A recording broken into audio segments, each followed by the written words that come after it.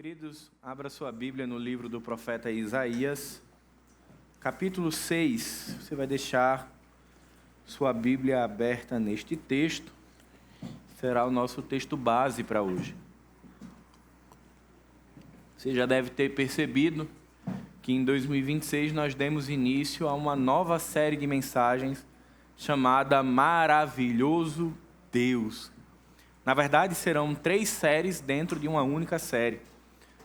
Em novembro, finalzinho de novembro do ano passado, nós estávamos aqui, os pastores reunidos, conversando sobre o calendário de mensagens da igreja e, claramente, Deus apontou a importância de a gente apresentar a trindade à igreja, né? Deus Pai, Deus Filho e Deus Espírito Santo. Então, você vai notar que janeiro, fevereiro e março, nós vamos estar aqui pregando a respeito das 3 pessoas da trindade, do Deus Trino. E à medida que a mensagem for se desenvolvendo, eu vou explicar qual é o objetivo dessa série. Ela não é um objetivo de trazer conhecimento, nem de trazer informação a respeito de quem Deus é, mas você vai entender isso ao longo da mensagem. Eu queria começar fazendo uma pergunta para você, uma pergunta retórica. Você já notou que com o passar dos dias e com a rotina, coisas que em algum momento nós já achamos extraordinárias, belas, maravilhosas, tornam-se comuns, tornam-se triviais e óbvias. A rotina, ela tem esse poder destruidor do que é encantador e do que é maravilhoso. Eu vou lhe dar alguns exemplos. Não sei se você tem algum parente que veio de alguma região do país e que não tinha praia. Eu tenho alguns. E quando eles vêm aqui, especialmente os que são de Brasília, eles viram colonos de praia. Eles querem morar o tempo todo na praia. É um encantamento. E quando vê Genipabu, Praia de Pipa e essas outras praias que nós temos aqui, é um encantamento, é um maravilhamento gigantesco. Mas para mim, que sou daqui, que sou potiguar, passar de frente à praia já não me traz nenhum encantamento. E eu acho que você deve se reconhecer um pouco nisso. A gente passa e, ok, uma praia. Mas aí a gente vai para o sul do país. Nossa, que friozinho gostoso, eu queria ficar aqui para o resto da minha vida.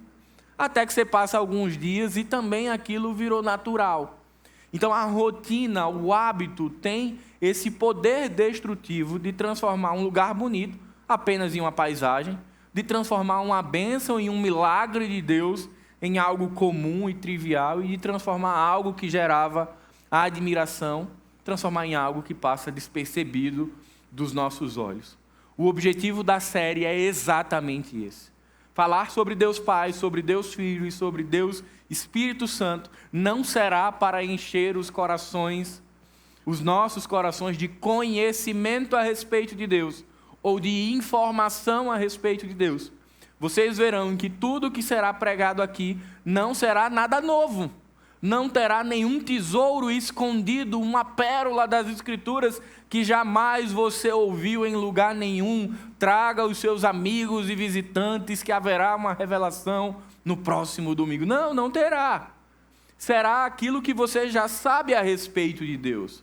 Será o Deus que cria, governa e sustenta, o Deus santo e majestoso hoje. Teve a mensagem de Bruno semana passada. Será aquilo que você já sabe sobre Deus, mas que em algum momento tornou-se como a praia para quem é daqui.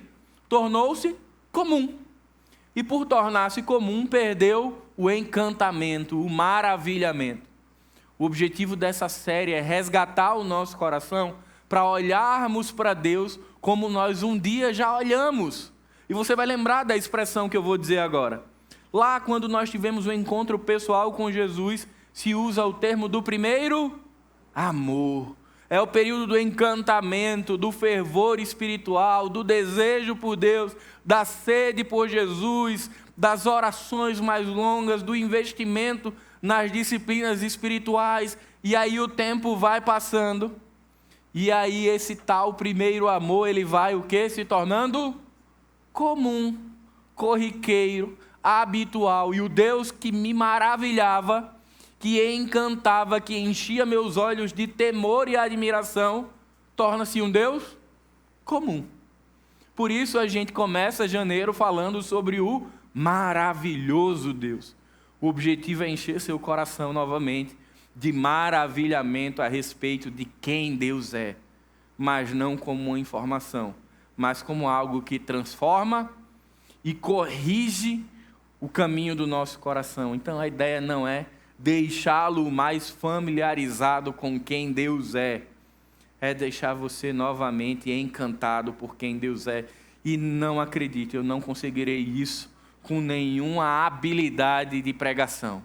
Será o poder da palavra de Deus se revelando aos nossos corações, iluminando as nossas mentes e lembrando de quem Deus é, para que a gente volte a acordar e nos maravilharmos com quem Deus é, ao abrirmos os nossos olhos, ao respirarmos, ao contemplarmos o sol que nasce ou o sol que põe. Amém?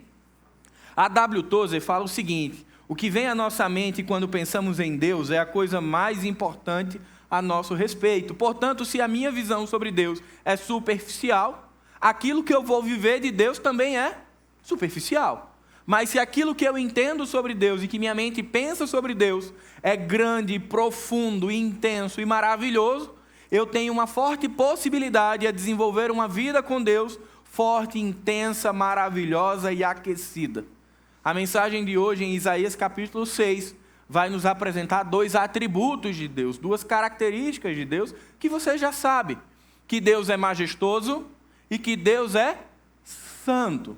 Mas a grande pergunta que essa série tem que ecoar em nossos corações é: ok, mas saber que Deus é santo e majestoso muda o que na minha vida?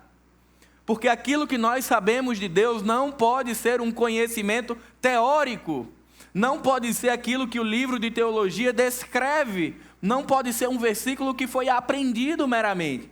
Precisa gerar impacto e transformação na minha vida. Ok, Deus é santo, e provavelmente você sabe disso desde o dia que você teve um encontro pessoal com Ele. Mas saber que Deus é santo me incomoda para ser santo como Ele é santo?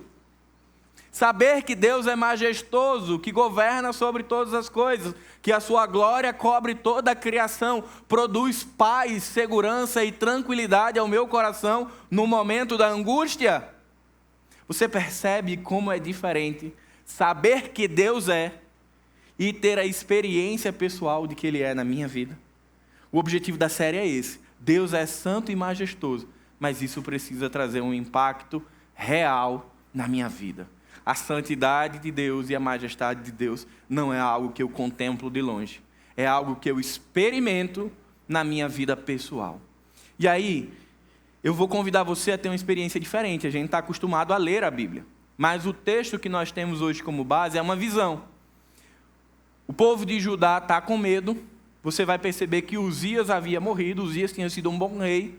E aí, no meio dessa insegurança do povo, Deus vai chamar Isaías como profeta e vai enviar Isaías como boca de Deus, como mensageiro de Deus, para profetizar em meio a um povo de coração inseguro e temeroso.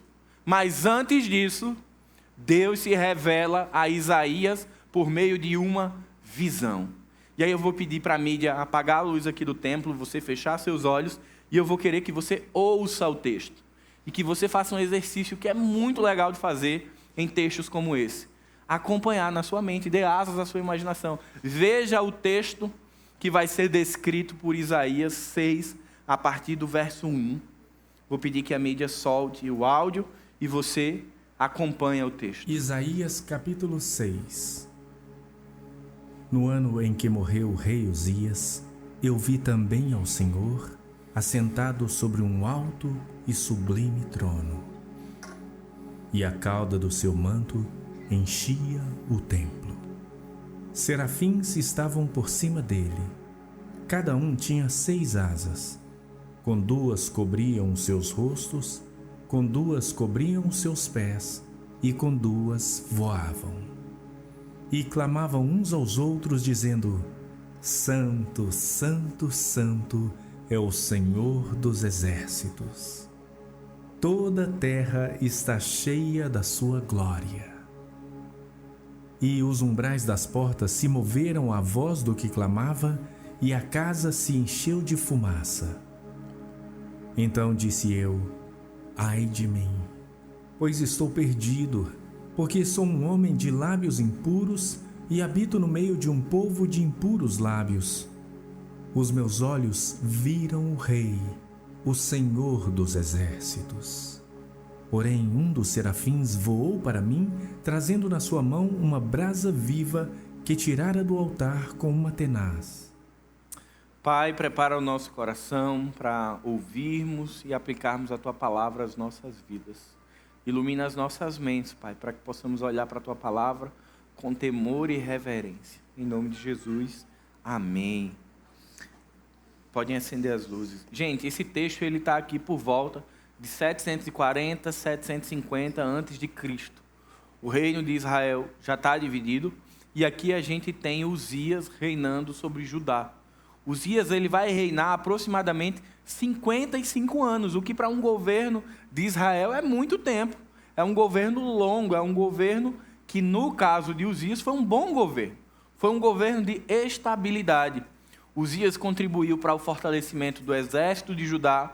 Uzias contribuiu para o aprimoramento da agricultura. Isso significa que o sustento do povo, a comida para o povo, ficou melhor, ficou mais fácil. Ele construiu fortalezas fortes, estradas. Então, Uzias, de fato, reinou sobre Judá com prosperidade e estabilidade. Você vai ver isso lá em 2 Crônicas, capítulo 26. Então imagine um povo tão sofrido, que vinha da divisão das tribos, que vinha de reis ruins. Você vai lembrar que o período dos reis sobre Israel era um período que era uma gangorra, vinha de reis ruins, reis muito piores, reis cruéis e não tementes a Deus, e reis bons e reis ruins, cruéis. Então existia um movimento muito temeroso no governo de Israel. E Judá não é diferente. E aí imagine esse povo que está feliz há 50 anos, curtindo um momento bom sobre o seu governo, sobre o governo de Uzias, e agora o que acontece? Ele morre. O trono de Judá fica vazio. Naturalmente acontece algo muito comum no coração do povo: temor. O nosso rei morreu, o nosso bom rei morreu. E você deve lembrar que Uzias foi um bom rei, mas ele cometeu um vacilo. No final do reinado dele, ele tenta desenvolver, além desse ofício de ser rei, de sacerdote. E aí ele é punido por Deus com uma doença, com lepra, e ele morre por isso. Isso mancha o seu reinado. Mas para o povo, a experiência de ser governado por Uzias foi muito bom. E agora o coração do povo está cheio de insegurança, porque o trono estava vazio, o homem que trouxe estabilidade para Judá morreu. E a pergunta é: quem vai sucedê-lo? Será que nós vamos retroceder? Será que nós vamos entrar numa crise política, numa crise espiritual? O coração do povo olha para o trono vazio e diz: agora a gente está ferrado. A gente está inseguro, a gente está cheio de incertezas. Só que o cenário piora. Como se já não bastasse o trono de Judá estar vazio, eles olham para o lado e veem o povo assírio crescendo, amadurecendo, se tornando mais forte, começando a se tornar uma potência, como nós vamos conhecer na história. Nesse momento, a Síria está nascendo. Então, o coração do povo olha para dentro para Judá e diz: a gente não tem rei, a gente não sabe quem vai suceder, acho que nós vamos retroceder, o que será de nós? Aí olha para o lado, vê uma grande potência surgindo e imagina, essa grande potência vai nos subjugar, vai nos dominar e vai nos escravizar. E aí eu lhe pergunto: como você imagina que estaria o coração desse povo nesse cenário? Cheio de medo e cheio de angústia, cheio de temor. Qualquer semelhança com a nossa realidade não é mera coincidência. Nós também vivemos tempos onde nós nos questionamos sobre governos, sobre autoridades, sobre representações e sobre o que será de nós e do nosso futuro.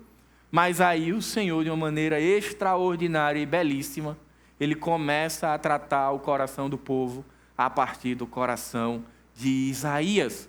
Ele chama Isaías, e Isaías, por ser um homem de Deus, não era diferente. Ele também estava cheio de dúvidas. E o que seria natural? Seria Deus sentar Isaías na cadeira e dizer: filho, tenha calma, eu estou no controle, sou eu que governo todas as coisas, olhe para a história do povo, veja que eu sempre estive presente, e começar a consolar o coração de Isaías, reafirmando quem Deus é. Mas não é isso que acontece. Deus não fala diretamente a Isaías. Deus dá a Isaías, dentro do templo, ele está aqui de frente para o Santo dos Santos, Deus dá a ele uma visão. Aprove a Deus que Isaías contemplasse o trono.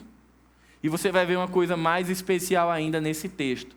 Ele não vê nenhuma representação de quem Deus é. Você deve ter ouvido e percebeu que o profeta não descreve como Deus é. Ele viu o trono. E você percebe a sutileza e a gentileza de Deus.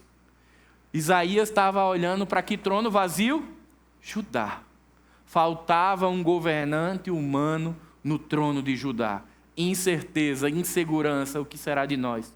Deus vai e diz o seguinte: olha para o trono dos céus, olha para o trono da eternidade, ele está ocupado. A gente começa por aqui nossa mensagem de hoje.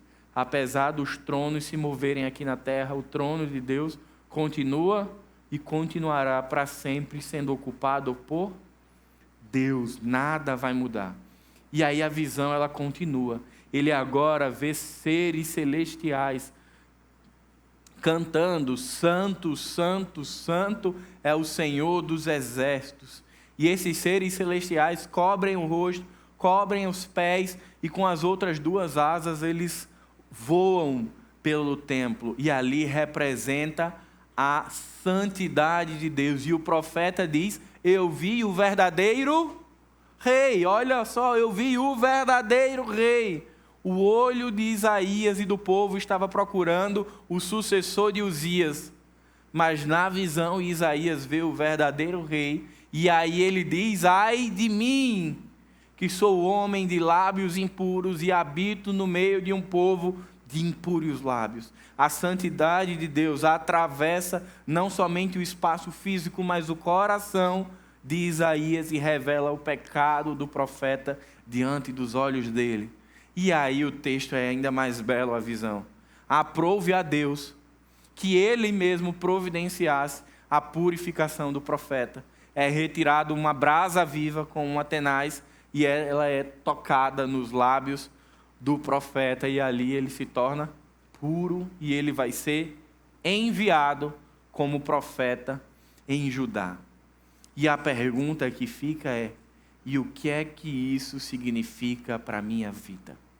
O texto é belíssimo. O texto traz requintes belos da representação de quem Deus é. Mas ok, pastor, eu quero saber o que é que isso traz para a minha vida prática. E aí eu quero trabalhar com vocês nessa manhã 4 lições práticas para a nossa vida, de como a majestade de Deus e a santidade de Deus precisam transformar a nossa vida. Primeira lição: compreenda a vida a partir do trono de Deus. Volte seus olhos para o verso 1. No ano em que morreu o rei Uzias, eu vi o Senhor assentado sobre um alto e sublime trono, e as abas de seu manto enchiam o templo. Crise espiritual, política, religiosa em Judá. Incerteza, insegurança, temor, espiritualidade e moral em baixa. O grande representante de Deus para o povo de Judá morreu. O povo está o quê? Preocupado. E uma resposta de Deus a isso tudo não é explicar a situação. Deus não elabora um tratado, ele não dá um tratado para que Isaías leve o povo. Deus revela a sua majestade. Deus revela ao profeta que revelará ao povo o trono. Enquanto a mente das pessoas de Judá, enquanto a mente do profeta estava focado no que é terreno, no que é agora, no trono vazio, não havia sucessor para Uzias, Deus está dizendo: você está olhando para o trono errado. Isaías, eu vou te mostrar o verdadeiro trono. Observe que ele está ocupado e que a minha majestade, a aba do meu manto, cobre todo o templo, cobre todo o universo criado. Eu continuo no controle. Eu continuo soberano sobre todas as coisas. Apesar do trono de Judá estar vazio, o trono de Deus está ocupado. Essa é a verdade que muda o coração de Isaías e que vai impulsioná-lo no seu ministério profético. Não adianta para nós entendermos a teologia bíblica do que é o trono, que é o símbolo do reinado de Deus, da soberania de Deus, se isso não se tornar real. Eu tenho falado, e os irmãos sabem disso, eu não tenho nada contra a teologia. Eu sou um estudante da teologia, mas eu sou um crítico de como muitas vezes ela é tratada com frieza. Não me adianta e não nos adianta, meus irmãos, aprendermos um conceito sobre que Deus é majestoso. Um ímpio que não conheceu a Jesus também é capaz de aprender um conceito sobre Deus e talvez desenvolvê-lo melhor do que eu e você.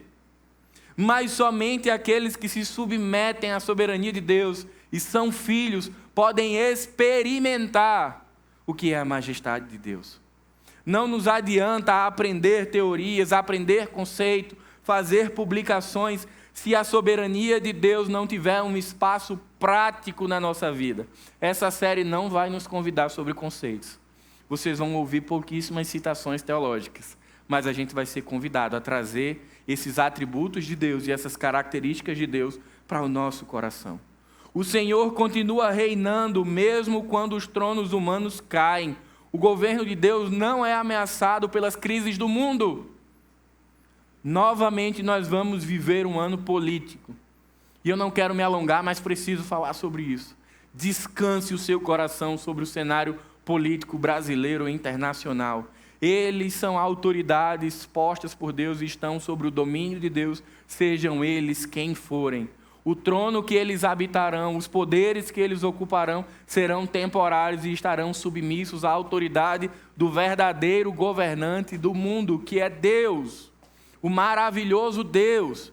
Nós precisamos descansar o nosso coração, que mesmo que os nossos tronos, porque nós fazemos a nossa conta bancária, o nosso empreendimento, a nossa empresa, ainda que tudo isso venha a ruir e ficar sem um rei, amém, o Senhor continua assentado no trono do universo. E eu queria trazer algumas aplicações práticas para que possamos compreender a vida a partir do trono de Deus e não dos tronos deste mundo. A primeira aplicação é que antes de interpretar os nossos problemas, precisamos aprender a contemplar a majestade de Deus. Todos os dias eu e você vivemos crises, incertezas e inseguranças, e isso é natural, é deste tempo. Mas nós precisamos fazer um treinamento, um exercício de olhar para o trono de Deus, de saber que apesar... Você já viu aquela propaganda do Citroën? Já fazem alguns anos. O cara sai no Citroën e aí ele baixa a janela, o mundo está caindo, os prédios estão desmoronando, e aí ele está com um bebê atrás, ele fecha o vidro do Citroën, e aí a partir do Citroën o mundo está perfeito. É a ideia de que aquele carro traz conforto, estabilidade e segurança. Mas a ideia é muito legal. É a ótica que se tem do mundo a partir do carro. O que eu quero provocar você nessa manhã é a ótica que se tem do mundo a partir de Deus. Se você olha para o mundo e para a sua realidade pela ótica dos seus olhos e eu do meu olho, provavelmente nós vamos ver uma situação desesperadora, desesperançosa, mas se a gente filtra tudo isso e olha pela ótica do trono de Deus, você verá um dia tudo isso redimido e restaurado. Amém? Porque você crê que Ele voltará e irá restaurar todas as coisas. E a criação que hoje geme com dores, sorrirá pela beleza do grande Rei. Tudo é uma questão de por onde nós olhamos. A majestade de Deus precisa ser trazida para a nossa ótica, ela precisa ocupar a nossa mente, ela precisa ocupar o nosso coração. Porque a grande verdade é que crises revelam onde está a nossa confiança.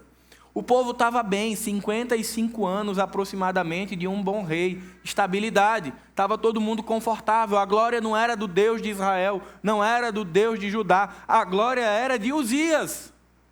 Quando Uzias morre, vem desespero. A grande verdade é que o coração do povo estava em quem? Em Uzias, num trono temporário. E quando ele sai, vem temor. Crises são excelentes oportunidades para nós avaliarmos onde está o nosso coração. Porque, meu irmão, o tempo da bonança, ele camufla o nosso coração. A gente, às vezes, acha que está com os pés fincados no Evangelho. mas é porque está tudo muito fácil. Mas quando vem uma crise, seja ela de qualquer natureza, ela revela onde estão os nossos pés e aonde está o nosso coração. As crises desse tempo são boas oportunidades para você reavaliar onde está o seu coração. Eu não sei se você tem passado por alguma crise ou já passou, mas se estiver passando ou já passou, é uma boa oportunidade para você se perguntar: aonde está o meu coração? Haverá dores, haverá angústias nesse tempo, mas que o nosso coração, ele está olhando, ele está passando pelo trono da graça, nós vamos experimentar aquilo que a palavra de Deus chama de paz que excede todo. Como é que se desenvolve uma paz que excede o entendimento num cenário adverso? Você já parou para pensar? Porque é um termo bacana da Bíblia, a gente ora por isso. Senhor, eu quero ter a paz que excede todo o entendimento. A paz da bonança é fácil de explicar. Mas a paz da intempérie, da crise, da incerteza, ela só é explicada a partir da presença constante e perene de Cristo, de Deus na nossa vida. Só compreendemos a majestade de Deus quando passamos a desfrutar da segurança que isso nos dá. Eu preciso fazer essa pergunta ao meu coração e você também. Será que eu compreendo a majestade de Deus? Não como um conceito, não como um texto bíblico, mas eu consigo olhar para a minha vida e para os desafios que eu vivo e viver tranquilo.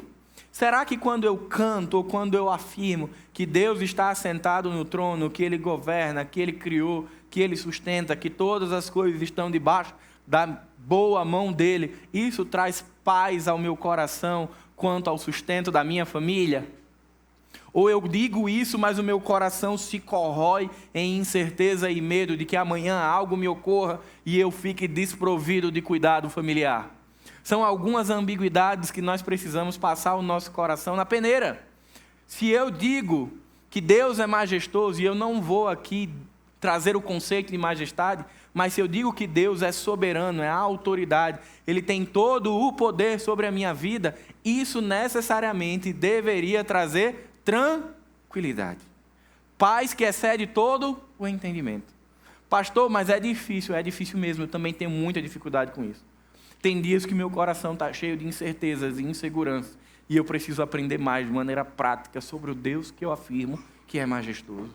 Porque se eu digo que Ele governa, sustenta a minha vida, eu preciso descansar que Ele continuará fazendo isso, ainda que amanhã eu receba uma notícia muito ruim que coloque o meu planejamento em xeque. Isso é trazer a majestade de Deus do livro teológico, do texto bíblico, da visão de Isaías para a minha vida, para a sua vida. É trazer essa segurança que nós só podemos ter quando nós confiamos que o trono está ocupado. Judá passou 55 anos tranquila, com uma paz que não excedia todo entendimento. No momento que Uzias morre, desespero e incerteza. Quem somos nós? Somos aqueles que desfrutam da majestade real de Deus em nossas vidas, que confiamos que Ele está realmente no trono e no governo, independente do que esteja acontecendo ao redor? Ou somos como o povo de Judá, que no momento em que o trono físico desocupa, o coração se entorpece, o coração se desespera e clama por socorro? Segunda lição, não banalize a santidade de Deus. A primeira é, compreenda a vida a partir do trono de Deus. A segunda, não banalize a santidade de Deus. Verso do 2 ao 4. Acima dele havia serafins, cada um tinha 6 asas, com 2 cobriam o rosto, com 2 cobriam os pés, e com 2 voavam, e clamavam uns aos outros: Santo, Santo, Santo é o Senhor dos exércitos. Toda a terra está cheia da sua glória. E as bases das portas tremeram à voz do que clamava, e a casa se encheu de fumaça. Santo, Santo, Santo é o Senhor dos exércitos.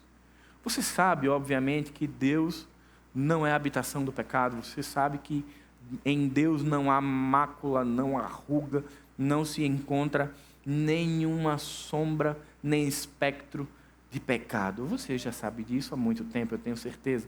Você aprendeu isso tão logo você conheceu Jesus. Você sabe que a santidade de Deus, ela é absoluta e incorruptível, e que ela o diferencia em todos os níveis e graus de todo o ser criado, que ele não pode ser corrompido. Mas, novamente, a pergunta é: e o que é que isso impacta na minha vida? Deus é santo e eu sou santo. Eu queria trazer um detalhe fantástico do texto. Quando Isaías começa a descrever da sua visão a respeito do tríade cântico de que Deus é santo, santo, santo.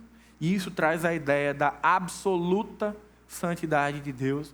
Ele começa a trazer um impacto no ambiente, você percebe?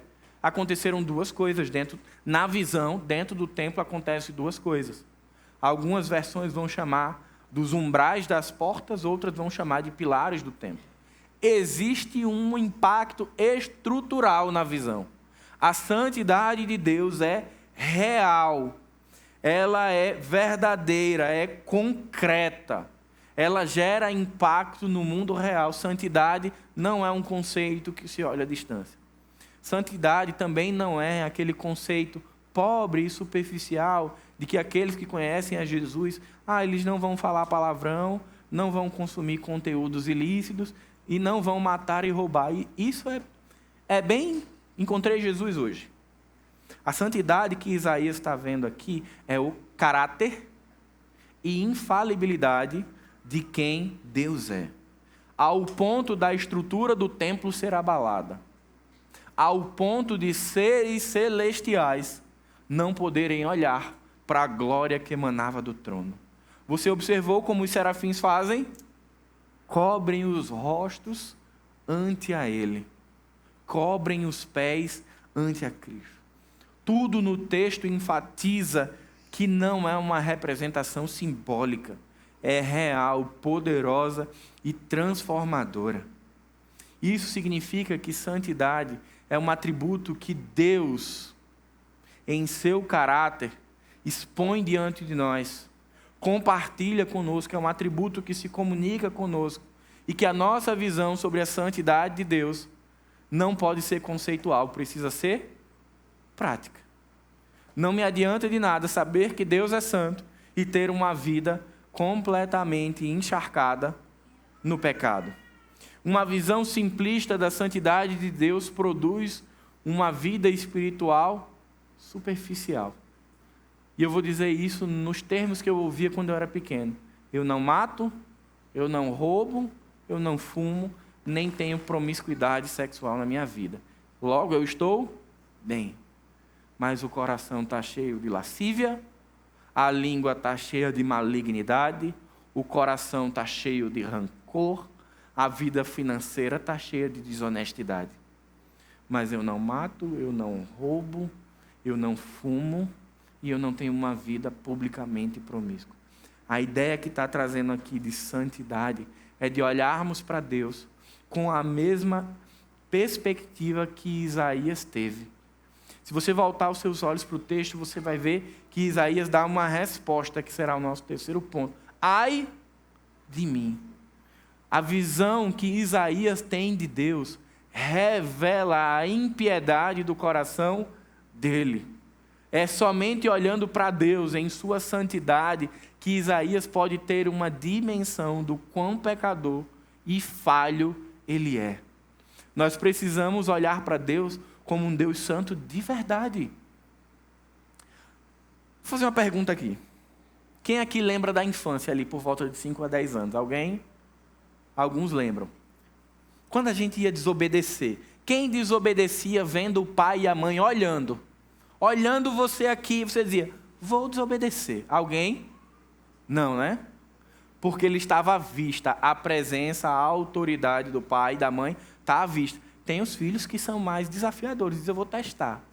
Mas não sendo esses, ele vai dizer assim, deixa eles irem na cozinha. Quando os pais vão na cozinha, o que acontece? Desobediência. Mas quando estamos diante dos olhos do pai, o filho tende a se comportar.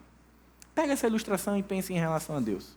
Se Deus é santo, e se nós compreendemos que, como o texto diz, a santidade dele cobre toda a criação, ocupa todos os espaços, não seríamos nós como aquela criança que foge da desobediência porque estamos diante dos olhos do Pai? Então, por que nos parece que em alguns momentos pecados ocultos que não estão sobre os olhos do Pai humano são convenientes porque estão fora do olhar humano? Não seria porque nós perdemos de vista de que o Deus Santo não está habitando aquele lugar? Porque o Deus Santo que Isaías descreve não é o Deus Santo público. É o Deus Santo da vida pública e é o Deus Santo da vida privada. Não tem como compreender a santidade de Deus sem compreender que isso impacta o meu estilo de vida.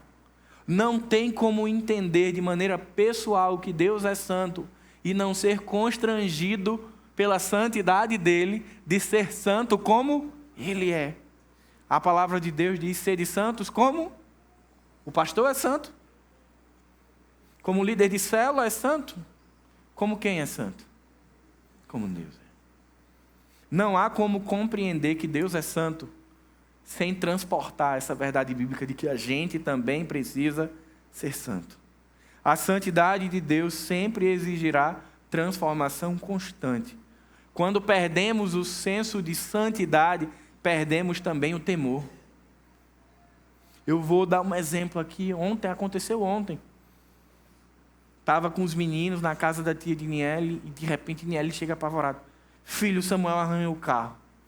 Eu disse: eita, e agora? Eu disse: tomara que seja um arranhão bem pequenininho, só encostou. E aí Samuel estava andando de bicicleta e ele foi passar num espaço que não cabia nem uma muriçoca, mas ele passou de bicicleta. E aí ele autografou as duas portas do carro. Deixou o autógrafo, só faltou botar 2 pontos no final. E quando eu fui falar com ele, o olhar dele era de profundo o quê? Temor. Preocupação, porque ele sabia que tinha feito algo errado. Eu conversei, disse para ele que estava tudo tranquilo, que as coisas vêm e passam, que depois a gente ia corrigir aquilo ali. E ele foi se acalmando.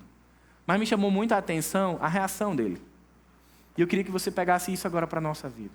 Quando a gente peca, se a gente tem a absoluta convicção de que Deus é santo, que sua santidade, assim como Isaías diz, preenche todo o universo, teríamos a mesma reação que Samuel teve ontem.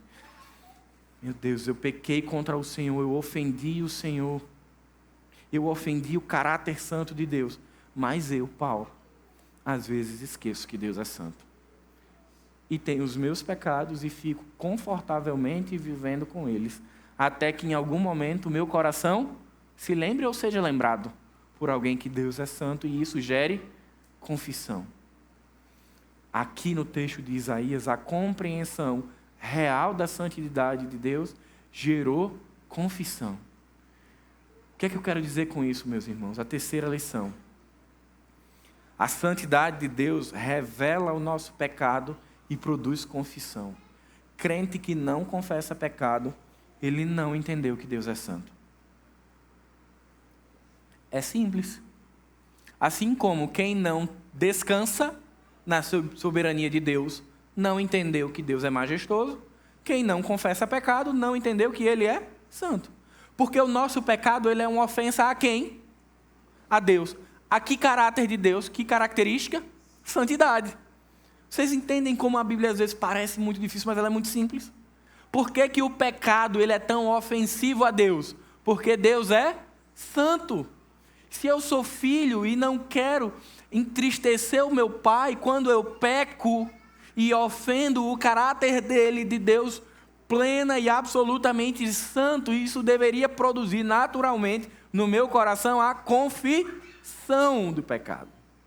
E é isso que acontece em Isaías, quando ele, lá no verso 5, ele diz: então eu disse, ai de mim, estou perdido. Isso daqui, se fosse uma versão nordestina, seria: tô lascado. Deus é absolutamente santo e olhando para Ele, para o caráter dEle, para a santidade dEle, como eu sou pecador, o que é que eu vou fazer daqui para frente? E para piorar, além de pecador, eu estou convivendo com um povo pecador também. Eu tenho lábios impuros e estou habitando no meio de um povo de impuros lábios. O pecado, ele não é só uma ofensa ao Deus Santo. Ele é uma ruptura da comunhão com Deus. E Isaías compreende isso somente na hora que ele consegue, de fato, compreender o que é a santidade de Deus. Meus irmãos, o título da mensagem é o Deus Santo e Majestoso.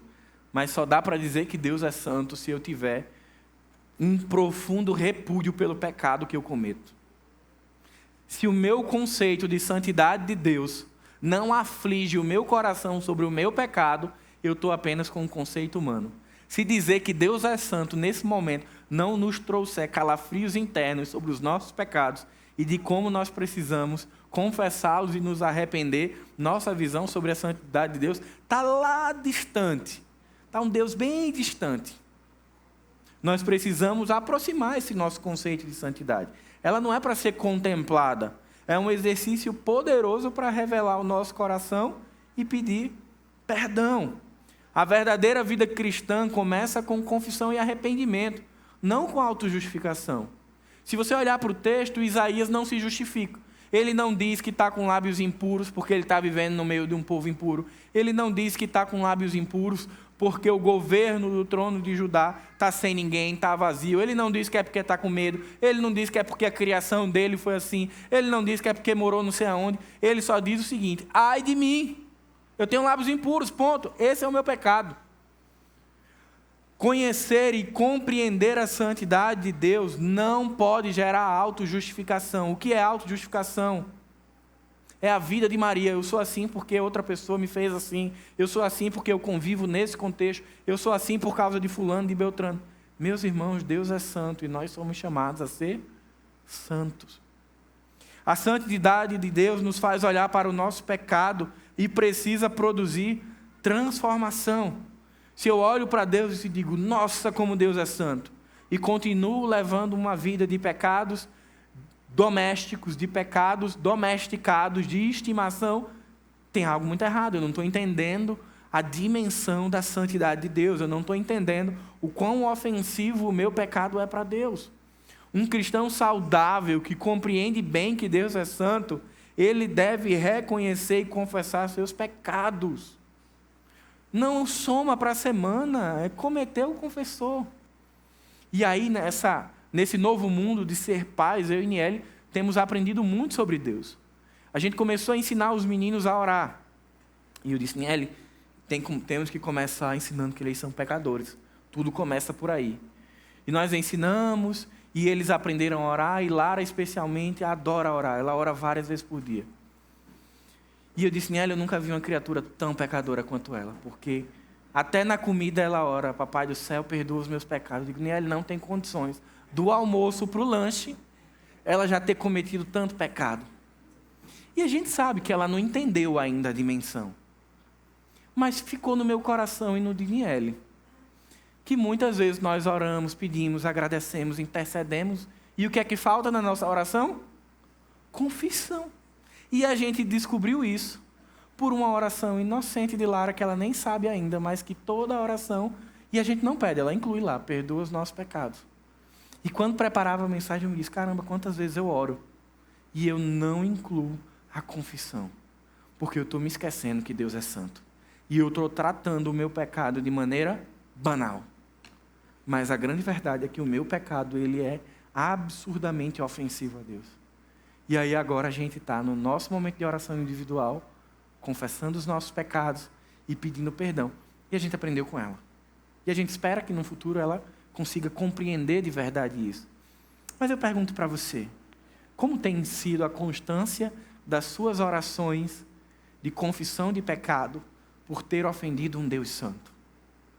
Eu espero que você não esteja com o coração como o meu estava, esquecido de que Deus é santo e orando confessar os pecados de dias em dias, acumulando, fazendo um saldo para confessar por pacote. Conversar por pacote é, Senhor, perdoa todos os meus pecados. Boto tudo aqui numa sacola e ponho. Mas a verdadeira confissão é aquela que diz, Senhor, perdoa a minha língua, porque hoje eu fofoquei, eu fui maledicente. Senhor, perdoa pela minha mente, que hoje ela foi impura. Perdoa porque eu tive um comportamento errado diante dos meus irmãos. Perdoa porque eu fui áspero e duro com a minha esposa. Isso é compreender que Deus é santo absolutamente. Se a gente não compreende isso, a gente cria escala. A partir daqui eu peço perdão. A partir daqui é o natural, é o pecado do camurupim. Aquela água na cintura que você convive com segurança. Né? Você vive bem na água de camurupim porque você está seguro. Às vezes a gente faz um marzinho de pecado, que a gente vive tranquilo porque não tem nenhuma onda gigante. Aí a gente diz assim, a partir desse pecado, eu peço perdão. Mas para Deus, para um Deus santo desse tamanho, que a gente está vendo, não tem distinção. E por fim, quarta e última lição. Confie que a graça de Deus pode purificar você. Queridos, essa visão, ela seria incompleta se ela não terminasse com a purificação. Imagina, o profeta vai, vê o trono de Deus, contempla a beleza de Deus, contempla a santidade de Deus, e aí a visão se encerra. E ele volta para casa dizendo, como eu sou pobre e pecador, como eu sou falho, como eu estou distante de ser quem Deus deseja que eu sou. Mas a visão não termina aí. Deus acrescenta algo que para mim é o mais belo desse texto. Eu queria que você lembrasse comigo qual era a dinâmica de perdão de pecados no Antigo Testamento. Você lembra? Precisava de um sacrifício. Você pecava, você oferecia um sacrifício, o sacerdote representava o povo, oferecia o sacrifício e ali o pecado era expiado. E aquela pessoa que ofereceu o sacrifício estava perdoada, purificada. Era assim no Antigo Testamento. Mas aí a visão de Isaías, ela é muito cristológica. Ela tem um detalhe que às vezes passa despercebido. Isaías, ele é purificado sem o sacrifício de um animal, sem um sacerdote. Não tem nenhum animal sendo rasgado ao meio. Não tem o sangue do animal vertendo ao altar. Sabe quem entrou em cena e às vezes o nosso olho nem percebeu? Jesus. A palavra de Deus, volta os seus olhos a partir do verso 6. Então um dos serafins voou até mim, trazendo na mão uma brasa viva que havia tirado do altar com uma tenaz. A ação foi de Deus. Até então, a gente estava acostumado a ver o homem agindo e Deus liberando perdão mediante um sacrifício. Essa visão não tem sacrifício. O próprio Deus, diante do pecado do coração do profeta, ele assume o controle e ele vai por meio de um serafim com brasa viva. Confie que a graça de Deus é quem purifica você. Talvez em algum momento você já tenha ouvido alguém que diz assim, eu vou consertar minha vida, depois eu vou para Jesus. Eu vou parar um pouquinho de servir porque as coisas estão desajustadas, eu preciso ajustar. E aí a gente olha para essa realidade e vê Deus provendo para o profeta a santificação e em seguida o enviando como profeta. A mesma santidade que expõe a desgraça do pecado é a mesma que expõe a graça de Deus. Consegue pensar na santidade de Deus agora? Num primeiro momento parece só assim, meu Deus, como eu sou pecador. Como Deus é santo e como eu sou pecador. E parece que a gente está tão distante de Deus, torna Ele tão impessoal. Mas a visão não termina aí, termina com Deus indo ao encontro do profeta, com brasa viva para trocar nos lábios dele. Deus se aproxima. Queridos, eu e você vivemos a mesma realidade. O pecado de Deus, o nosso pecado nos distancia de Deus. Mas a graça de Deus sobre nós, liberando o perdão sobre pecados confessados, nos reaproxima dele. Você não é aceito por Deus porque é puro ou bom. Você é purificado porque Deus é bom. Só. Deus trata o coração enquanto nós vivemos com Ele. O que você deve fazer é receber aquilo que de graça Ele nos dá. E toda a vida cristã saudável nasce da confissão e do arrependimento. Se Deus é majestoso, eu descanso, eu confio na minha vida real. Esse é o conceito prático de majestade de Deus. Se Ele é majestoso e governa de maneira inabalável, eu descanso e repouso na majestade dEle. Se Deus é santo, eu confesso e me arrependo. Parece difícil? Não, né? Aproxima mais do que o conceito do livro traz para a vida prática. Isaías capítulo 6, do 1 ao 6, traz uma dinâmica muito conhecida. Um Deus que se revela, você vê isso o tempo inteiro na Escritura, você viu isso na sua vida. Ele se revelou a você por meio do Espírito Santo. Depois ele apresenta um homem que, ao ver a Deus, reconhece o seu pecado. Você conhece essa história também. Um Deus que se revelou e o dia que seus olhos foram abertos e você o viu. E após ter os olhos abertos, a visão de Isaías mostra um homem que se rende, confessa. Você um dia também confessou os seus pecados. E em seguida, ele vai fazer o desfecho da visão. Um Deus que libera perdão e envia. É ou não é a nossa história? Nós éramos pecadores, Deus se revelou, nós respondemos à graça de Deus, recebemos perdão e Ele nos enviou. Essa é a dinâmica do Deus Santo e do Deus Majestoso. Eu queria orar com você. Pai bendito, muito obrigado pelo Teu cuidado sobre as nossas vidas. Muito obrigado por ser santo e majestoso, porque isso não é um conceito. Isso é uma verdade, é algo concreto, é algo real, é algo que nos toca, que nós podemos tocar. Sabemos que o Senhor é majestoso e soberano porque podemos repousar o nosso coração, porque podemos descansar de que nada foge ao Teu controle.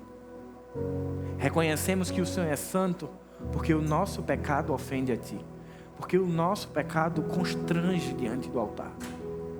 Nós pedimos, Senhor, que essas características Tuas possam inundar a nossa vida, possam inundar a nossa mente e transformar a nossa vida prática. Em nome de Jesus.